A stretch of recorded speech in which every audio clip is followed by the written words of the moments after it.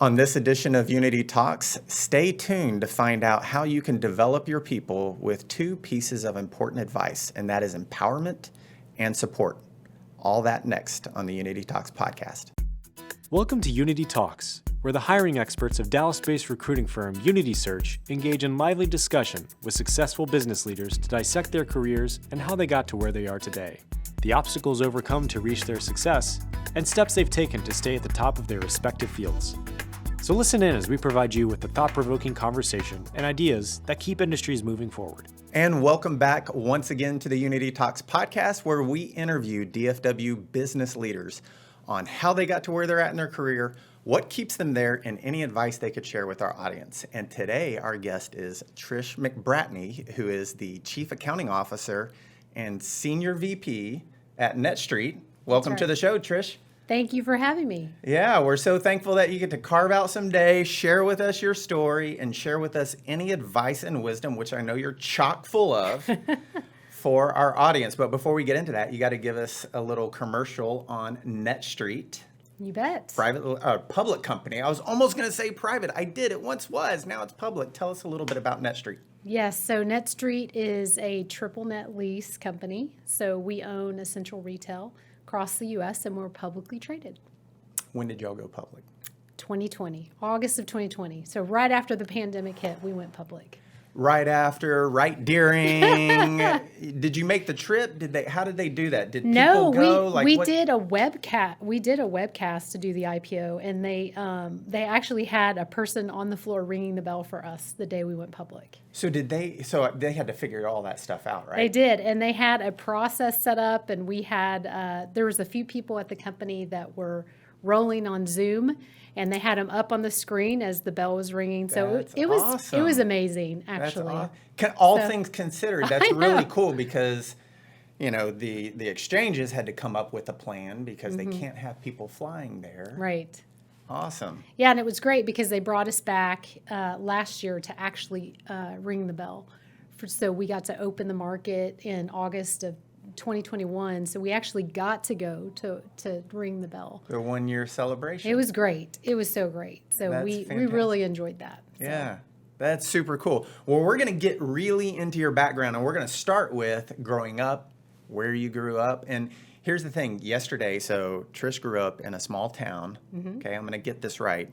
I wrote it down. You bet. Okemah. That's right. Oklahoma. Yes. 40 miles to the east of Oklahoma City, 40 miles essentially to the south of Tulsa. Right. Now, you tried to fool me yesterday because you said it's about 10,000 people. Yes.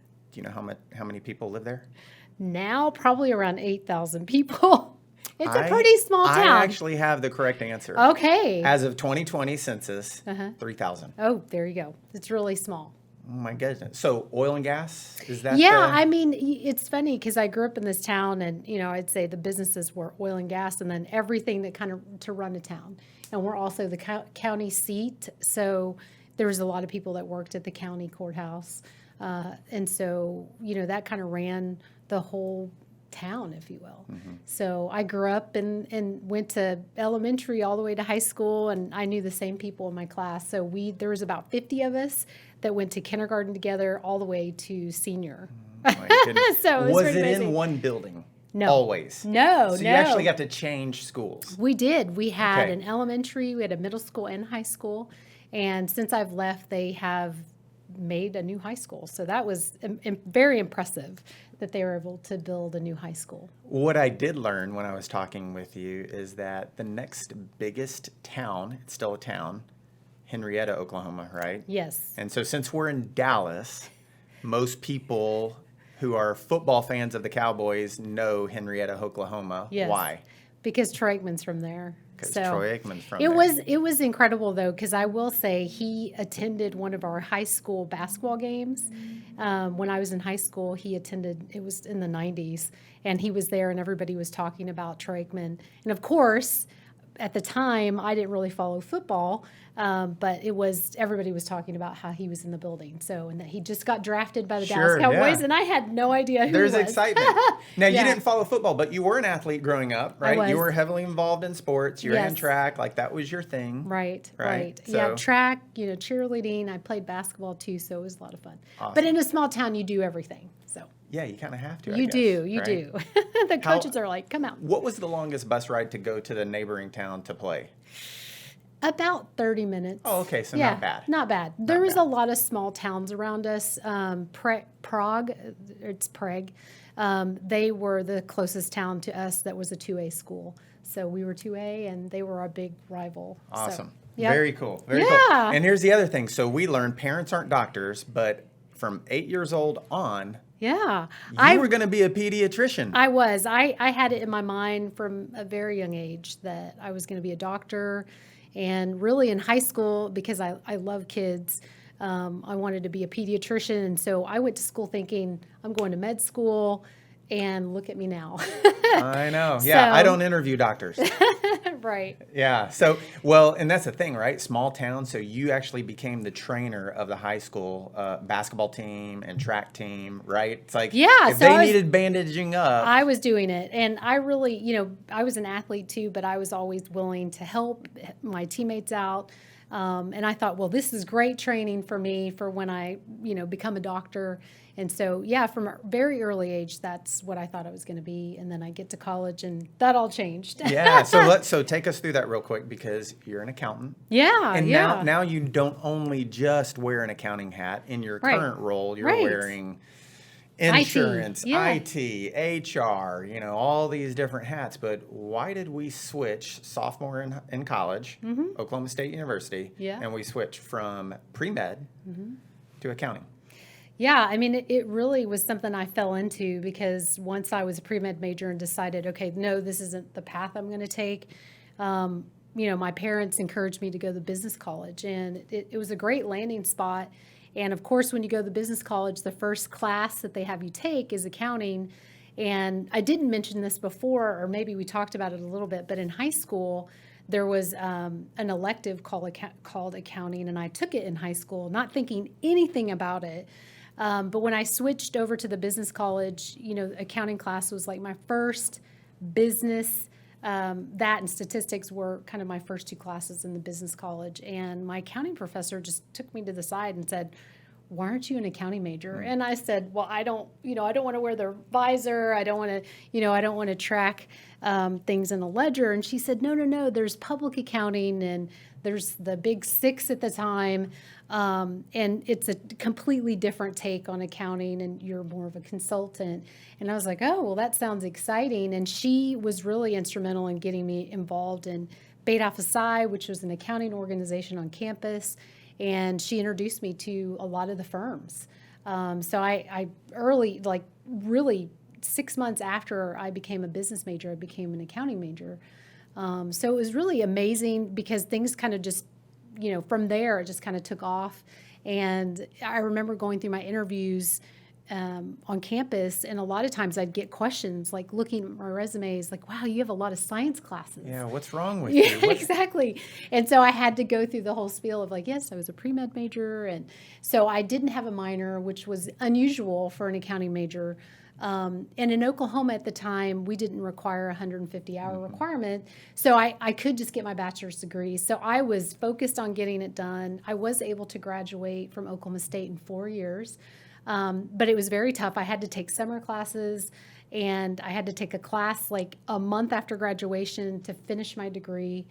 And so I was focused. I was like, I'm going to be a CPA, and I'm going to work for Deloitte. And so that, it just changed. And I mean, sometimes life does that, right? You show up someplace and you're like, okay, it's something different now. You do. And here's the thing. You put a lot of pressure on yourself to perform well.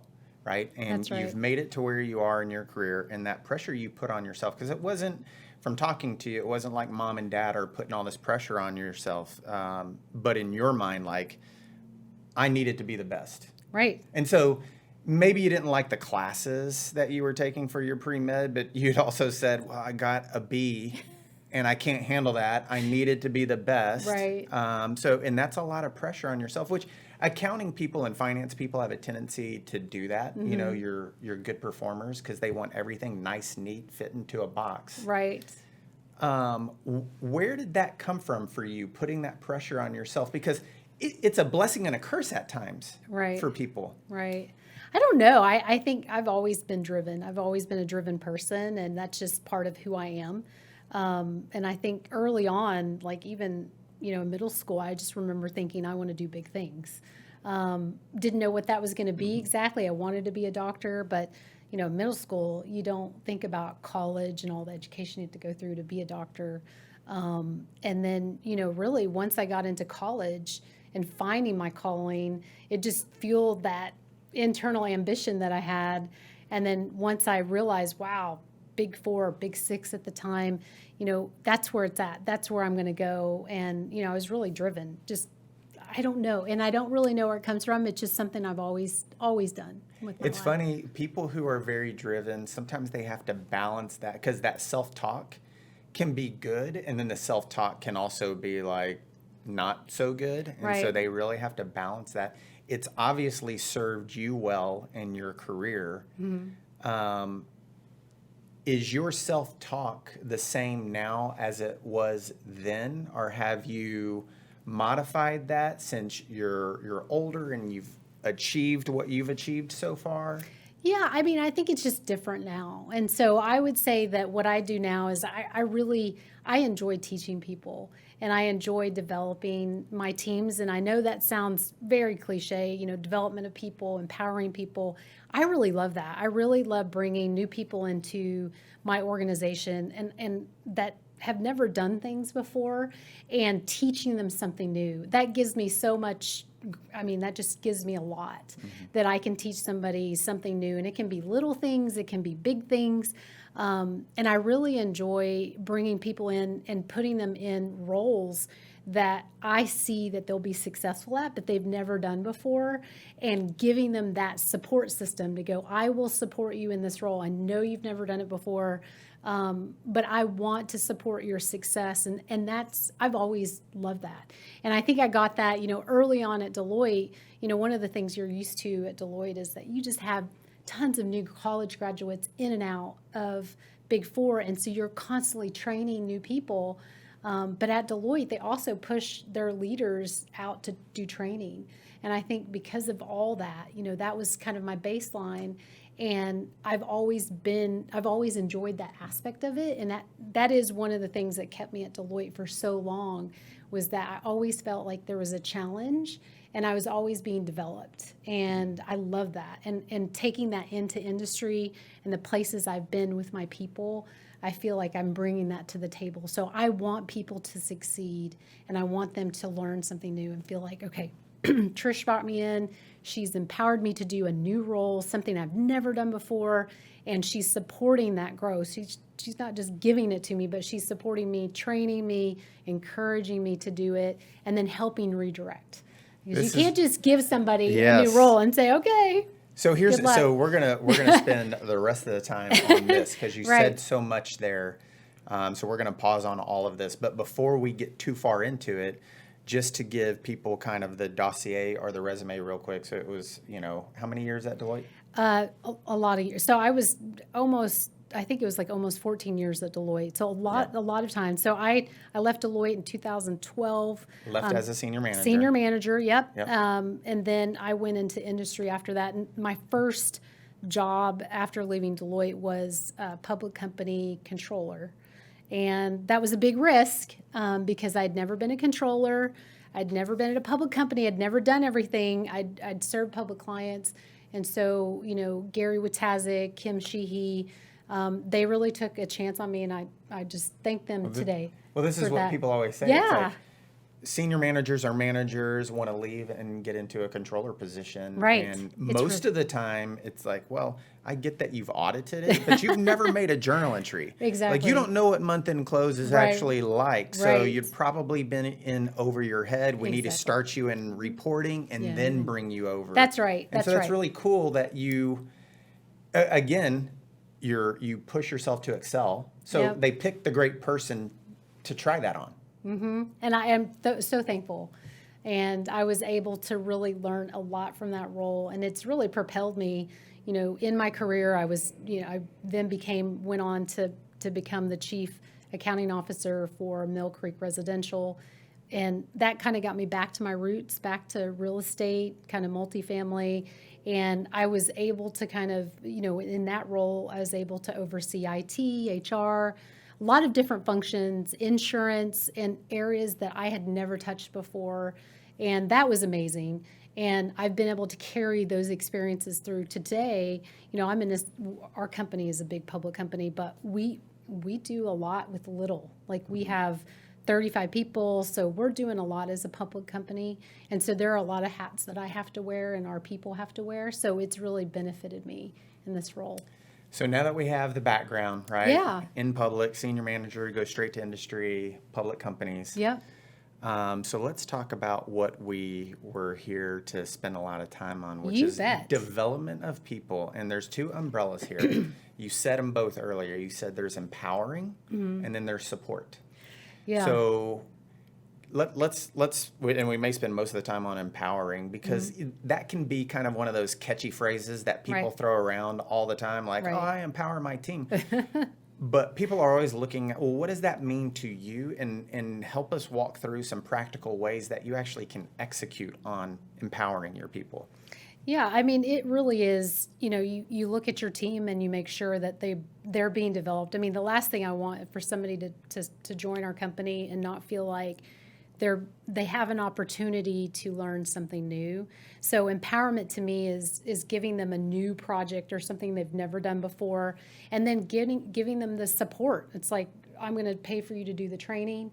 I'm going to support you. I'm going to show you, how I've done it, and spending the time with them to do that, because, you want your professionals. I mean, if you have to sit in that seat, right, as a manager and say, I was there once, and what things would have helped me succeed. And so you really have to think about the person that you're training, like what their background is, and really giving them the support they need to excel. And, I think we talked about this a little bit yesterday. I think the other thing is being okay that, success comes with failure. And I feel like a lot of business leaders maybe skip over that part. But in order for me to be successful, even today when I look at my career, I had to fail. And, you learn so much from failure that your success is that much better. And again, buzzwords, right? But you have to, it's just like riding a bike. You're going to fall. You're going to skin your knee. And that's okay, but that's part of it. You can't expect that your people are going to come in, wear the hat, and they're going to excel and everything's perfect. Because if that's the case, then maybe you're not empowering them. Maybe they're doing something they've always done, and then it's not rewarding for them. It's like you want them to stay at your company and to feel like I have something to contribute, and not only that, but I'm growing in my profession, and someday be able to be a Trish or to be the CFO or go on to be things that they want to be in their career. So when you hire a new person, do you sit down with them and you use that word, like, I want to empower you to fill in the rest of the sentence, so that you're setting their expectations that you're okay with them failing, or I'm going to put hard things on your plate? Absolutely. Yeah, it's absolutely part of the conversation, because I want people to feel comfortable.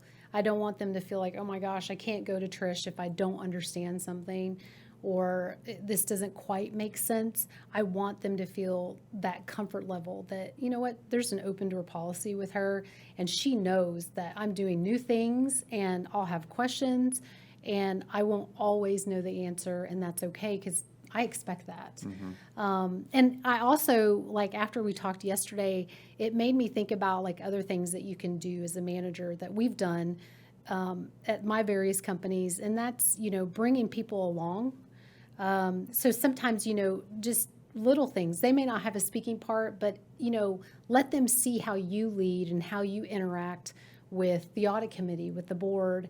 And I think that's tremendous, right? So if somebody's sitting there going, I want to be a CAO someday, or I want to be the CFO someday, when they actually get to attend a meeting and see how it works, and even get an opportunity to speak, it helps them see themselves in that role down the road, and it empowers them. It feels like you're anxious and you're nervous. Oh, I think and that's good. Yeah, I think that is so good. I mean, I'm taking myself back in my career, 20 Right. years ago, and in having a boss tell me, hey, why don't you come sit on this finance meeting in my former life, which I'm glad I'm not in finance anymore, and everybody else is too.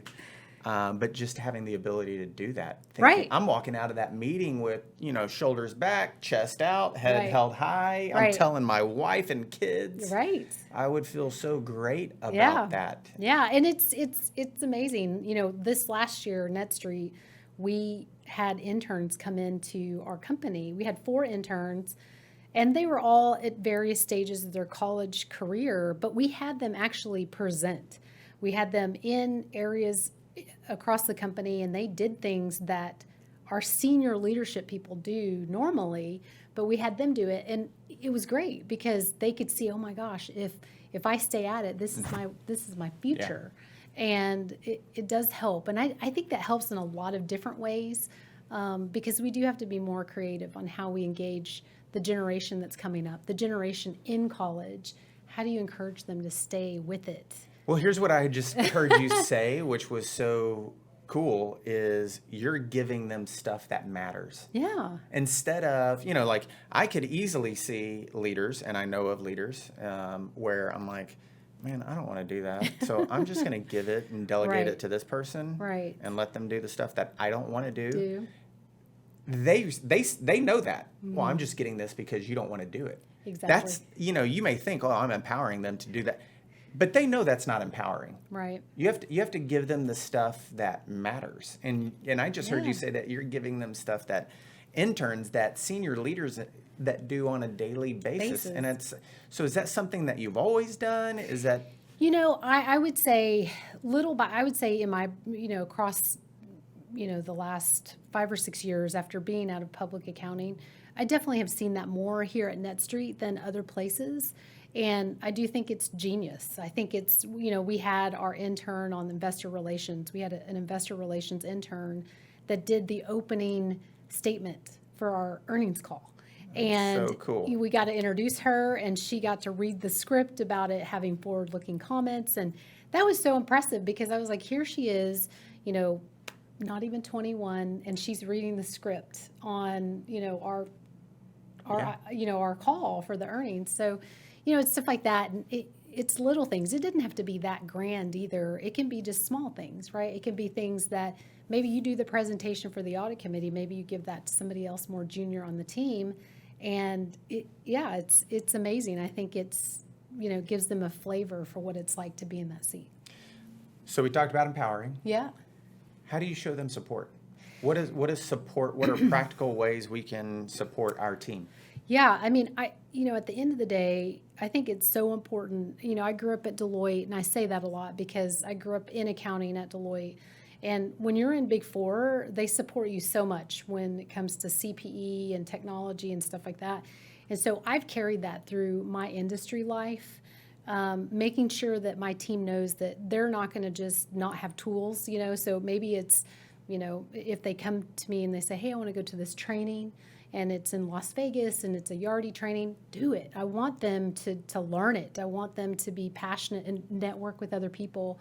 And, but it's those things. It's the Yardi trainings. It's, giving them access to technology that helps them do their job easier. So if they want technical libraries that are different, I've always done that. And I think that's important, right? It is G&A cost, and we have to be mindful. We have to balance it, right? You can't say yes to everything.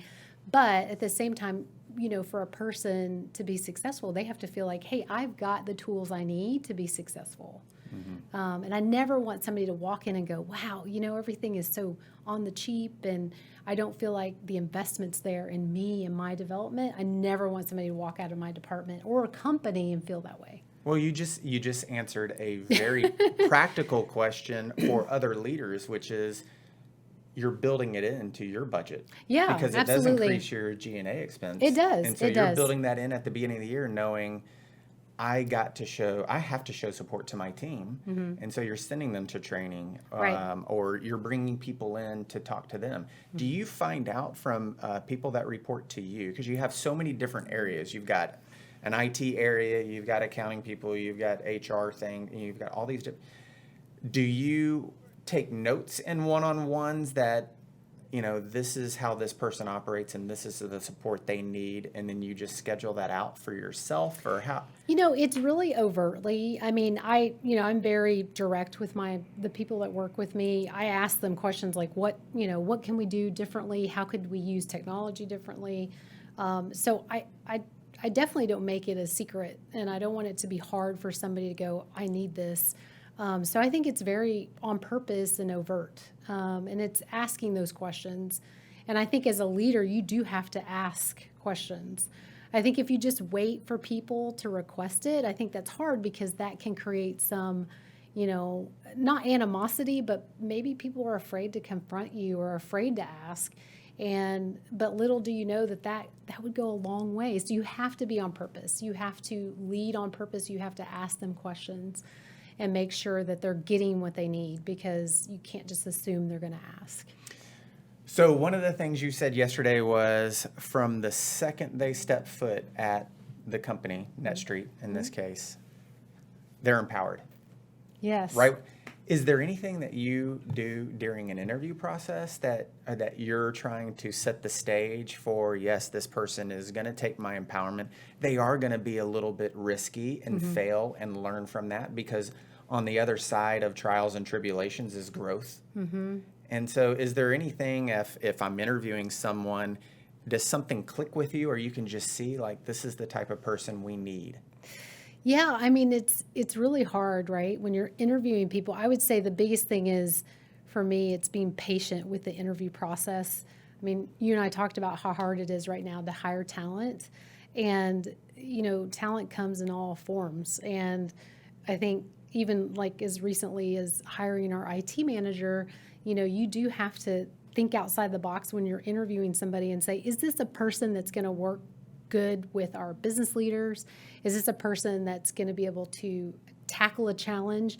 And so it's the intangibles when you're interviewing that person to figure out if that comes out in that discussion.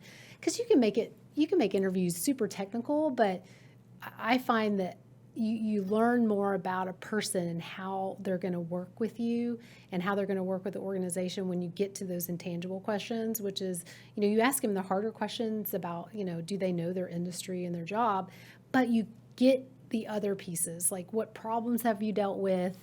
When you deal with conflict, how do you resolve it? When you have issues, how do you address it? So you do get that sense.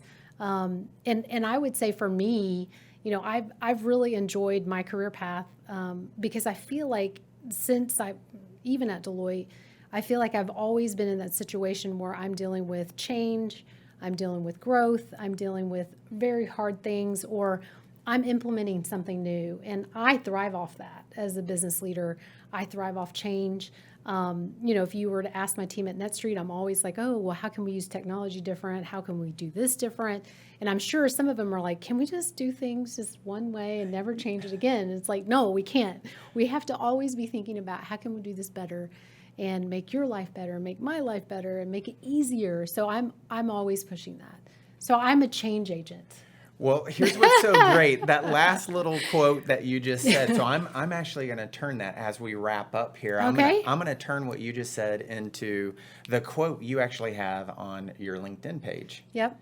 The quote is, always leave a place better than how you found it. Absolutely. What does that mean to you? It really does mean that. I want any organization that I've been part of to go, here's how it was when Trish showed up, here's how it is when she left, and it's in a better spot. And not just, it's better because we have better people, but we have a better process, or we're using technology different, or we're thinking about things completely different that we weren't thinking about. So always giving it that fresh look. And so I pride myself that every place I've been to, I would say that people would say, yes, she changed how we did things, and we did it a better way because she came in here and was able to implement changes and add people that really made a difference to our culture and or process. And so I love that. That's what I thrive on. Yeah, so. You're a change agent. You said it yourself. I am. An interesting side note on that, I don't know if you know this, you once were not a football fan because of the whole Troy Aikman discussion we had at the beginning. Yeah. The Army football team, the Black Knights, they're known for leaving the locker room in better condition when they're the visiting team Wow. Okay. than what they got there and found it. That's So amazing. when they're done, win or lose, That's great. the locker room, the opposing team's locker room, because the Army's, the locker room is going to be in pristine. Like, they'll go fix things. Like, oh, this is, why don't you just screw this in? You That's know? great. Isn't that so great? That is so great because, you know, at the end of the day, I mean, the reality is people don't stay at a job forever. I mean, I would love that to be the case, but you want it to be a good experience, and you always want to leave a place with a good taste in the mouth, like saying, you know what, we loved having her here. We loved her being part of the organization, and she's gone off to greener pastures or to be a change agent somewhere else.